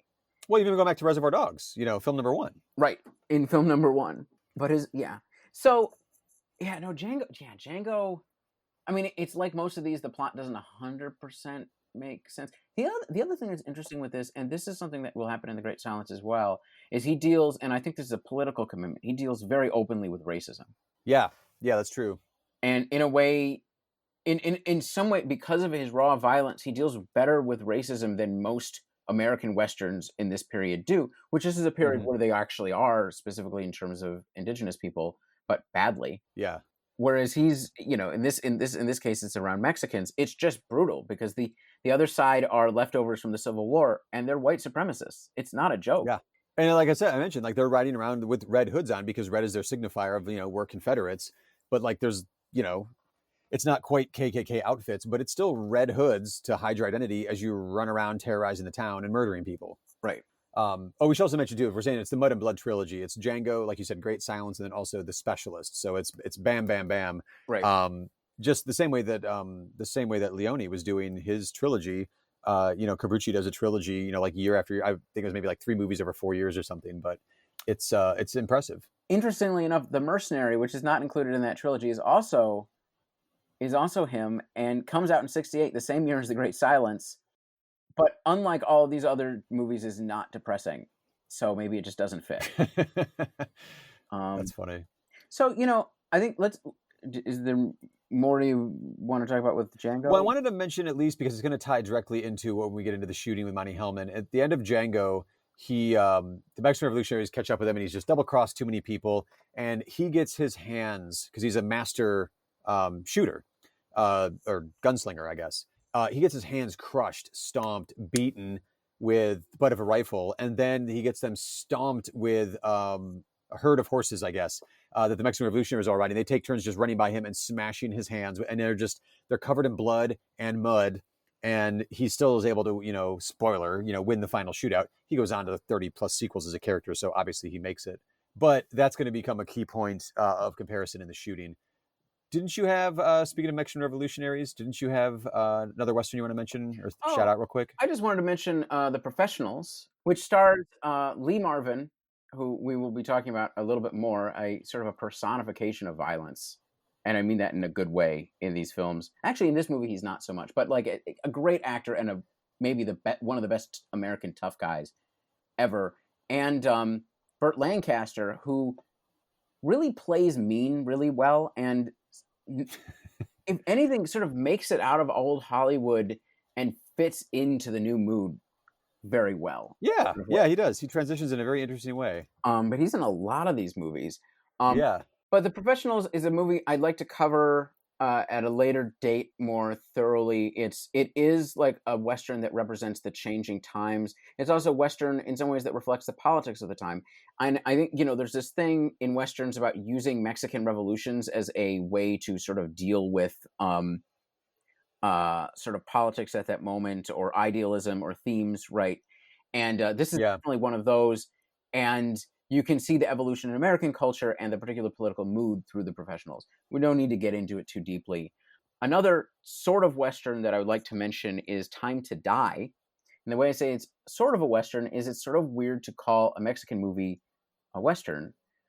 It's on Canopy right now. It's incredible. It's hyper-realistic in the way that it's shot, almost neorealistic exploration of the long-term consequences of vengeance, and which is a classic theme. But one of the things, along with it just being objectively a great film, is we watch all of these Westerns, whether Italian or American or wherever, in which Mexicans are, even when they are portrayed positively, these aren't Mexican movies. And by and large, they're fit into the particular archetypal stereotypes which have racial overtones that come from American films. It's incredibly refreshing, more so than I even expected, to watch a film which in some ways has some of the trappings of a Western, but is from a thoroughly Mexican perspective and coming from a place within Mexican culture. I just appreciated that, but it's also just a great movie. It's just a really fascinating movie exploring vengeance and how far you can be pushed, and long-term legacies and so forth. So, well, it's also a Gabriel Garcia Marquez adaptation, because he did the story, but then he also adapted it. Yeah, for the movie. So yeah, not exactly a slouch in the writer department going into that production either. Yeah, I mean it's and directing and everything. I mean it's just really impressive. Well, because like you said, as we go into it's the Western genre in this time period is dominated by the spaghetti Western, and the influence of the spaghetti Western is felt there. But that said, usually a marquee Hollywood name is in those movies, and then it's always like set during post Civil War. A lot of the spaghetti Westerns, but somehow always involve a lot of Mexican revolutionary characters. Right. I mean, well, like I said, the Mexican Revolution, and this is something I think deserves a full episode. The Mexican Revolution and its place within the Western genre, and Westerns are always deeply political. This is the thing. Yeah. The West, because of the Western's origin you think about both, all of it's tying to sort of the basic concepts of American nationalism, of opportunity, of expansion, of individualism, of right makes right, which is unfortunately, or the lone vigilant cowboy figure, which we're seeing on the streets of America right now in the form of right-wing militias. That's worth pausing on a second. I really hadn't thought about it that way, but oh my God, it's like this weird continuation of like manifest destiny in the streets right now. Oh yeah, this is the language they use. This is the language actually being used, is straight out of an old school Western. It really is. Flows into Dirty Harry and Death Wish and moves straight into this. And it's not an accident that Dirty Harry and Death Wish come out right at the period of sort of counter-revolution against the 60s, right? Yeah. And have Clint Eastwood in one of those series. Clint Eastwood. Actually, there's a number of overlaps because, anyway, but, Westerns sort of personify this. And as this stuff gets deconstructed, you see it in the Westerns. Mm-hmm. Which is fascinating because I always had it in my head as like Westerns equal John Wayne, John Ford. I'm bored with that. Like I've seen a few, like I'm not that interested in it. It's just not something that really called to me. But man, like hitting like the spaghetti Westerns and some of the Mexican revolutionary films that you've mentioned that we need to take a look at a later date. I was like, okay, I am intrigued. Like there is something going on here. I guess the quick analogy would be the way that, Jordan Peele has revitalized the idea of like horror as analogy or as allegory for political woes and for social ills. That's what the Western was at this point in time too, or could be. It was what the Western could be at this point in time. To a certain degree. I mean, like if we're looking at Sergio Leone, this stuff is there, but it's not as deep. If you're looking at The Great Silence, it's really, really clear what's going on. Yeah. And, the truth is, I mean, I always felt that way about old Hollywood Westerns, and I've started to change my mind, partially because there's just some truly amazing ones. I mean, the deconstruction of the Western starts earlier. I mean, you think about something like One-Eyed Jacks in, I think that's 19. Oh, sure. With Marlon Brando. And then actually, if you want to sort of see what I think sort of the key to thinking about even Carbucci is, there's a movie called Day of the Outlaw by Andre de Toth from... Oh, geez. The eye patch guy. Yeah, from 59. And this is a really mean Western set in the snow in the mountains. Oh, you got me. Yeah, right? And it's like... I love that setting.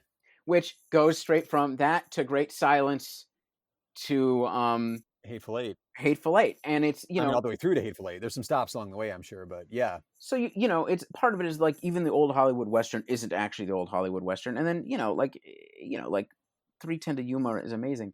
But yes, you can see the genre coming apart. I mean, the other model for the way you can go, we tend to focus on the ultra-violent Westerns. Mm-hmm. But the other one is Butch Cassidy and the Sundance Kid, which almost captures like, here you have, maybe the most handsome pairing of actors ever. It's pretty close. I mean, it's pretty hard to beat them. It's definitely better than The Good, the Bad, and the Ugly. But like part of it is the movie isn't about violence or whatever. It is about the closing of the West kind of, but it almost captures a counterculture fun. That's true. We're jumping ahead in time here, but I guess, the Western is a really interesting thing as it comes apart. Yeah. Like Hollywood itself. And I think to a certain extent, that's kind of operating in the shooting by Monty Hellman, which oddly enough, like that's what we want to focus on, even though we've been kind of given like a quick random survey of what's been going on in the Western as a genre. At this point in time in 66, Monty Hellman is coming out of that running gun, quick shoot it, get it in the can as fast as you can, kind of Roger Corman school of filmmaking, who in fact is even like, he's an uncredited executive producer on this particular movie. Jack Nicholson also early on in his career, he's working with Roger Corman. He's doing script work. He's doing producing work. He's doing everything he can to get himself the acting career he wanted. So, good for you, Jack. And he is in this one as well. So he's a producer and he is a star in this one. But this one, it doesn't feel to me like the old classic Hollywood Western. This one to me had this like bleakness that I mean, just because we're really focusing on this is like the Vietnam War is in full swing. Like we said, we haven't quite hit peak troop levels yet, but it's already the point where like the New York Times is publishing full page ads calling for like, an end to this war.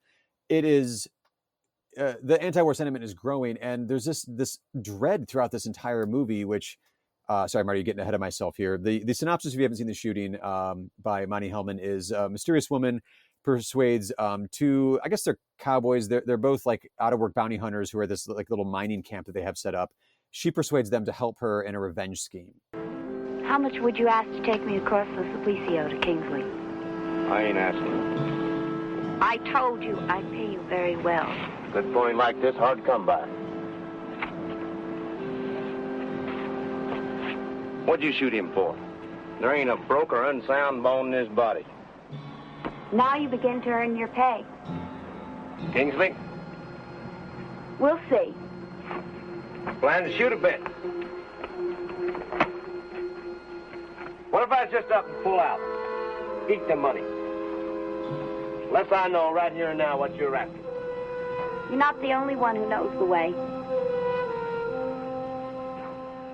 I mean, she actually basically tricks one of them into taking part in her revenge scene, or her revenge plan, by basically just stringing. I mean, part of it is through the whole movie, there's a mystery as to what's even going on. I was gonna say persuade is definitely the word there, because they don't know what's going on, which I think is what lends itself to be an existential Western. It's like, what are we doing? Why are we doing this? Why are we here? I mean, only through most of the movie do you realize, though, I feel like Warren Oates' character sort of suspects that this is a quest, basically a destructive quest for revenge of some sort, but we don't even know. But, this basically what turns into a trek for revenge, where, I mean, I think in a way, the idea of being in the desert and running out of water, hell, we see it in even... in The Good and the Bad, the Ugly, but because of the deep realism of this film, or the sort of groundedness of it, there's a material groundedness to what's going on. Food stores matter, all these things matter. You feel like, I mean, at the end of the movie, the horses are just about dead. They're out of food. They're out of water. I mean, even if she gets her revenge, will they live? No, I mean, it doesn't seem like it. Like, it's such brutal. The way I find Westerns set in the snow to be extra brutal, just because like they're in that time period, like the reality of freezing to death is just right there in front of you. It's the opposite here with heat. They're just out in the desert, and there's like no sign of civilization. There's no place to go. Like you said, horses are dead. You're out of water. They're still keeping moving. At that point, I was like, I guess you just keep moving to keep something to do, but like you're not going to make it. Well, and part of what's interesting, I mean, so this is, I mean, I think we were saying like this is a break, right? So this is a new Hollywood director in '66 doing a new Hollywood Western. Yeah. That's what it is. You can watch what classic looking Westerns coming out in '66. And this is even farther away from those classic Westerns as even the spaghetti Westerns are, I think, stylistically. Yeah. In what it's trying to do. I think it also speaks to, in my opinion, the talent of Monty Hellman, because this isn't like he did like I'm trying to think of a good example. Like he didn't do like a Kelly Reichardt or Paul Thomas Anderson thing where they spent like a year or two cultivating a script and like rewriting and working on it, making sure all the tones were perfect and the themes were there. This was like a run and gun, hurry up and shoot it. In fact, it was shot back to back with another movie called Ride the Whirlwind, which uses a good chunk of the same actors. You still have Millie Perkins in there. She plays the woman in this one. She's in Ride the Whirlwind, and it's Jack Nicholson again, right? Jack Nicholson is one of the main characters in this, but he actually is not the star. Warren Oates is. But in Ride the Whirlwind, he is the star, and he wrote it. Right. I watched that one. Actually, it's interesting because I can tell what they're trying to do. They're trying to do this, movie in which, the world turns upside down very quickly, because basically they end up being chased down by a vigilant, being identified. Well, actually, as a deconstruction of the Western, it's interesting because you're taking whenever the bandits are around in a Western, or the Indians or whatever, all the sheriff goes together and gets a posse and chases down the bad guys, right? Yep. And, in the Old West, I mean, this is before the end of slavery. This would have been probably a lynch mob. Because you wouldn't. Oh yeah, lynching didn't start as a racialized thing. That only happened after slavery ended, and you had to discipline Black people who were free, formally free. But the act of like getting the group together and going and like frontier justice, like that was a thing. So basically, these are cowboys who end up in the wrong place at the wrong time, and the target of vigilant justice, and their paranoid, desperate attempt to escape pitiless vigilant justice. It sounds really interesting. I mean, it really is this sort of grounded thing. I think the pacing's off. I just don't think it quite works. Right. And it's interesting that both of these movies are made the same year with some of the same cast, probably, filmed right next to each other or whatever. I don't know. Right. Yeah. And it's I mean, like, if you watch them side by side, I should be like, oh wait, I recognize that rock formation, or hey, that desert looks familiar. so they're just trying to, he's just throwing everything at the wall, and the second one works better than the first, but Right.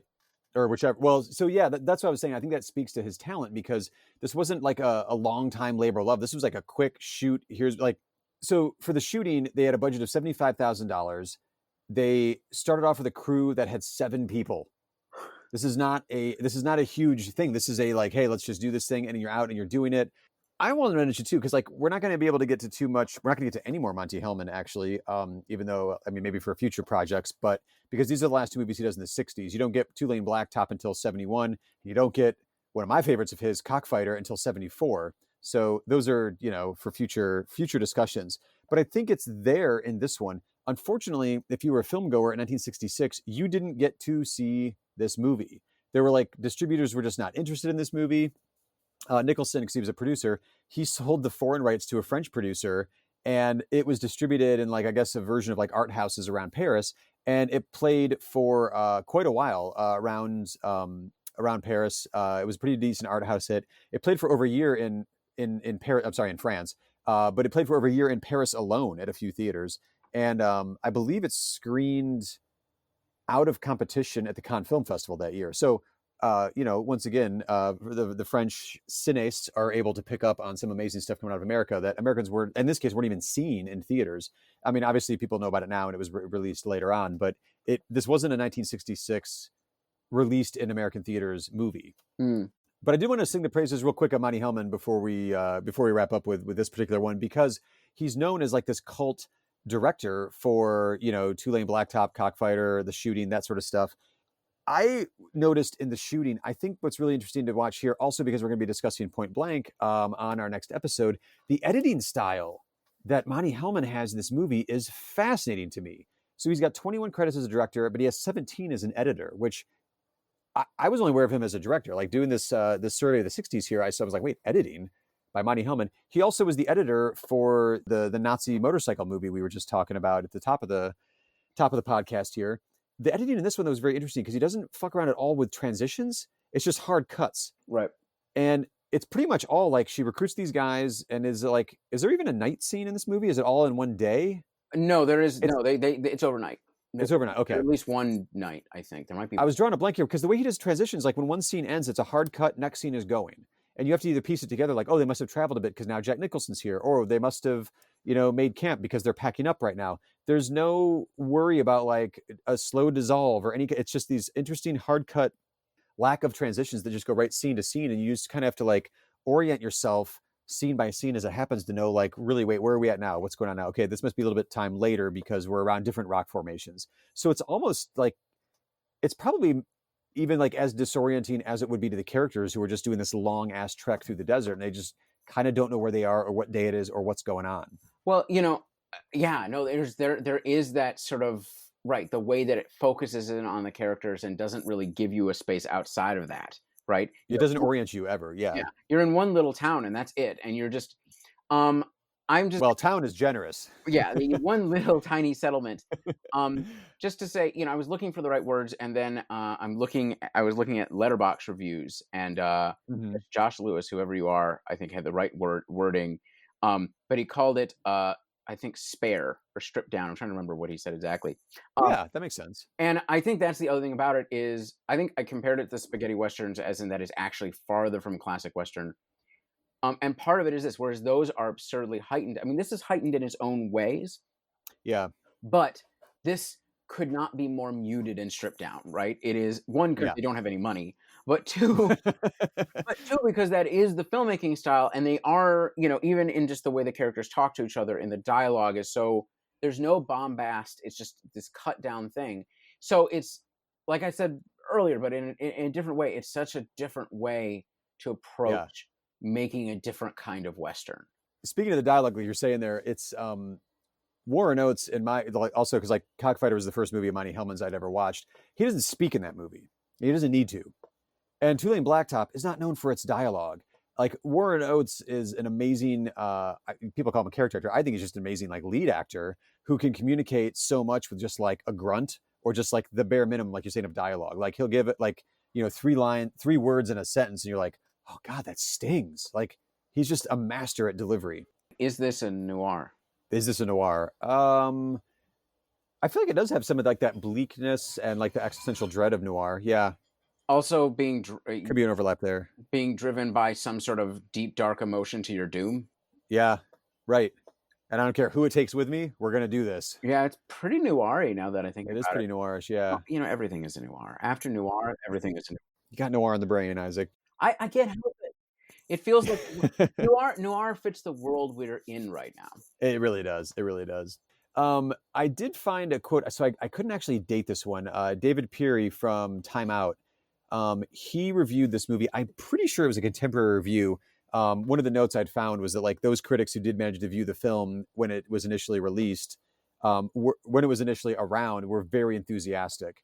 And actually, as you noted, Isaac said, and it generally found it superior to Hellman's companion Western, which is Ride the Whirlwind.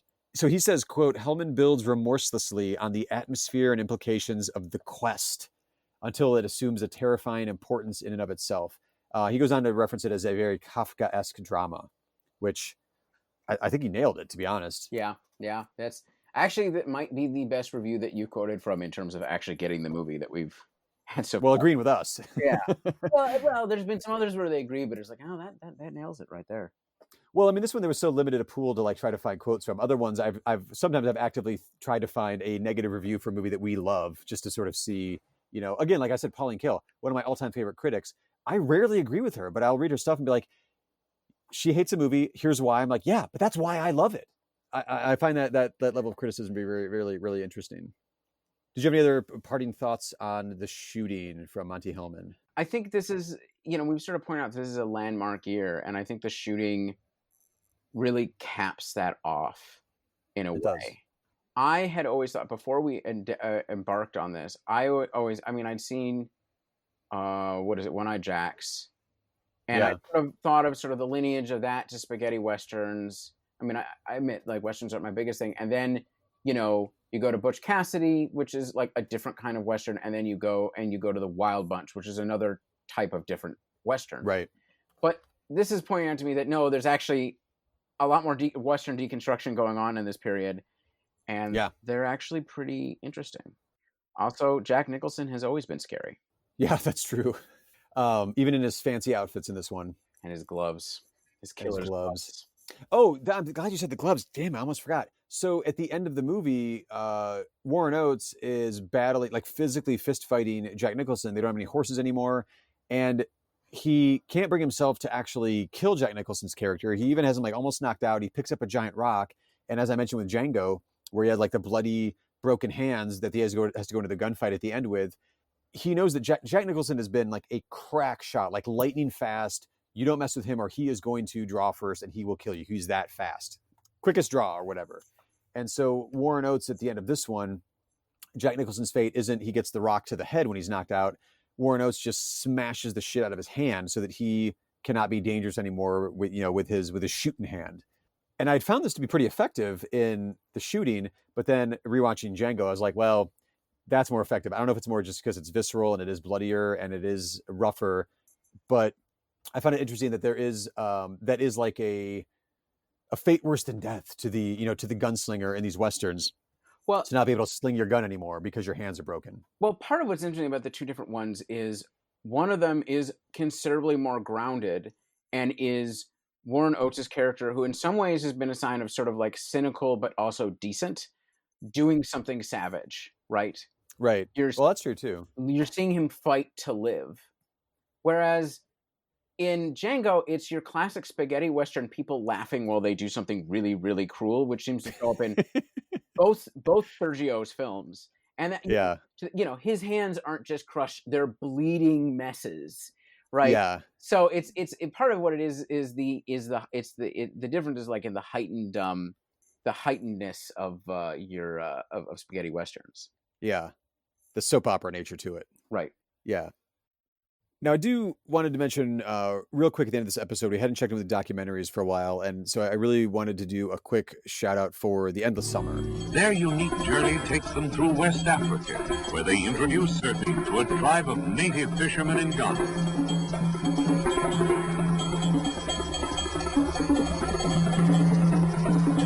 Surfing and introducing surfing in places no surfer had been. Their search for waves takes them through a jungle in Nigeria. On to South Africa, where they explore 1,200 miles of virgin Indian Ocean coastline, finding beaches where there hasn't been a footprint in 10 years. Searching for the dream of every surfer, a perfect wave. Having experiences in Africa they'll never forget. And you'll never forget. They hopped over to Australia, where they had trouble keeping their minds on the surf. To the beautiful island of Tahiti, where they discovered a place they could surf in toward shore or straight out to sea. Or straight up. To Hawaii for the big surf. The Endless Summer is a true story, filmed as it happened in Senegal, Ghana, Nigeria, South Africa, Australia, New Zealand, Tahiti, Hawaii, and California. The Endless Summer by Bruce Brown is an unusual motion picture, and a film you will long remember. Bruce Brown's documentary, infamous documentary from 1966. It also serves as a cap-off, because we talked through the Beach Report with Beach Films in the last episode. What he was doing with The Endless Summer was really interesting in the world of documentaries. This documentary could not have existed previous to lightweight portable cameras actually being invented and in use. So he went around the world. I forget how many different countries and spots he went to. He followed around Mike and Robert, who are two famous, they became famous because of this movie, but they were very famous within the surf community, famous surfers. And they just went around searching for that perfect wave. And the Endless Summer of the title comes from the fact that if they travel properly, it will always be a summer weather wherever they're going to surf at, and it'll be an endless summer. They could just travel the globe. So Bruce Brown follows them, and he shoots on a Bolex 16 millimeter camera all this amazing surf footage with crazy telephoto lenses for like zooms and everything. And what he does is he shoots it kind of, well, let's go back to Breathless with Godard. We were saying like he shot it basically as a silent film and then constructed a dialogue track afterwards. What Bruce Brown does in this one is he shoots the whole thing basically as a silent movie, and then he just narrates it. But he narrates it with a lot of comedy and puns, and he uses like blooper reels of like people like biting it on the waves. But he also, if you've I have never ever surfed in my life. If you've never even like seen a surfboard in person in your life, this movie will work for you, because he works it so beautifully as an introduction to surf culture in Southern California, what the terminology is, how it kind of works, what people are doing. So by the time you get to see the Mike and Robert doing all of their amazing surfing throughout the world, you like by the halfway through the movie, I'm just like, holy shit, he pulled it off. Like, but he gives you all the context you need within the documentary. And also it's globetrotting. There's just all these amazing exotic locales. It gets dicey when he starts voiceover narrating when they're in like South Africa surfing, wording of everybody's in a tribe. And it's not exactly like super overtly racist, but it's, not very, it's dicey from an ethnographic point of view, filmmaking wise. It's there. It's there. Yeah. But it's also wildly influential in the documentary world, because he shoots this thing for $50,000, scrapes the money together, and makes $5 million domestically and $20 million worldwide as a documentary. That's not happening box office wise in the world for documentaries. It's still at this point like an esoteric genre. Well, maybe that's a little bit harsh. I mean, I'm a huge documentary fan, so I wanted to check in as we go through the 60s here with what docs are doing, and this one is hugely influential, again, because it made money, but also it's really good. And I think it also ties into the beach movies to me, one, because it's involved surfing, but some of it is the idea of like, you can't go on vacation right now. You can't travel the world safely right now. And through this movie, you can. You see amazing exotic, beach and surf locations. But also you just see like groups of people hanging out and having fun. As dicey as it might be racially, from a Western white people going to Africa point of view to go surfing, they are a welcoming group, and they're like teaching young kids how to surf. We're just like, what are you doing? And then you see it inspiring people, and like they're making their own surfboards to go out and try to surf. As Bruce and Mike and Robert are like heading off to the next big wave. They're like leaving behind like an element of this culture that they've like kind of brought to these different areas around the world. So that's my Endless Summer doc report. So I know it's one you haven't seen, but I wanted to check in with docs here. See, now I want to see it. I as you know, as of our last episode, have avoided surfing as much as I can in the 60s. And I feel like I've done my part to kill it for you as well by not shutting up about it. Look, I appreciate your obsession with this particular part of 60s culture. I think it's great. But no, but actually I do want to see it. And actually that does, that actually sounds really interesting. I mean, I love Point Break as much as the next guy. Okay. Like, you don't get Point Break without this movie. I'm telling you. Oh, well, no, I mean, I was actually thinking about that. All right. Might have this wrong. I think in Point Break, there is sort of an endless summer thing. I think they're trying to migrate. Yeah, they're chasing the big waves. They follow the tides around. And that means you're following the seasons. I'm trying to remember if they literally are doing that. I guess, look, I guess my surf movies need to be more homoerotic for me to watch them.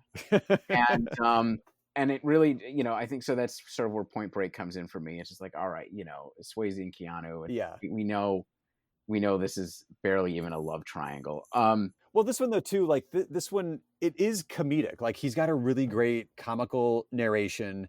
I mean, if you don't care about surfing, put on this movie and play like whatever your favorite summer playlist is. Like whatever songs put you in that mood.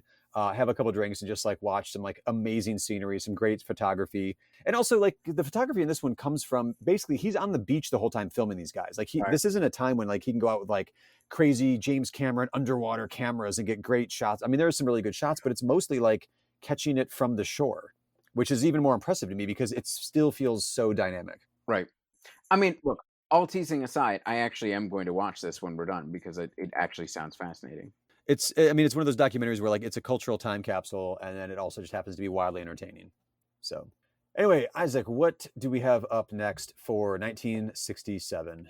We have a lot of movies up for 1967. I think we're going to focus in on two. We're going to focus in on the subject of violence to a certain degree, which Vietnam is now in absolute full swing, and you can see that in film. So we're going to focus in on Point Blank and Beach Red, which is not the World War II movie that you expected us to go for. We will talk about The Dirty Dozen some. Sure. But I think we wanted to, try something a little bit off here. And well, we also can't escape, if we're talking about violence in 67, we cannot escape discussing Bonnie and Clyde to a certain extent. That is true as well. So we're gonna, I think what we're going to take the less famous movies from that year, though, Point Blank especially is certainly an absolute classic. You got Point Break on the brain now. I'm sorry. Now I'm going to go watch that, okay? Yeah. I'm thinking about Keanu. I'm thinking about how much I want to go to a theater to see the new Bill and Ted movie. And I'm not going to do it. I might see if it's near a drive-in nearby. But I'm not risking my life for this. But yeah, I got Keanu on the brain. It's hard. It's a quality beach film, I'm telling you. But yeah, we're gonna do Point Blank and Beach Red by Cornel Wilde, who is an interesting actor and a really fucked up and interesting director. Yeah, no, that's a great teaser for his work. Yeah, he really is. So I'm looking forward to this. I haven't seen it before, so it should be fun. And to keep up with documentaries, I'm going to do a quick check-in. This is the year that Frederick Wiseman's infamous and famous Tittycut Follies comes out, and also D.A. Pennebaker gives the world Don't Look Back with Bob Dylan, who is at the height of his Bob Dylan powers at this point in time. So until next time, I am Aaron Spears. And I'm Isaac Miller, and be safe out there, whether you're facing down right-wing militias or just dealing with the daily terror of schools and colleges opening up again.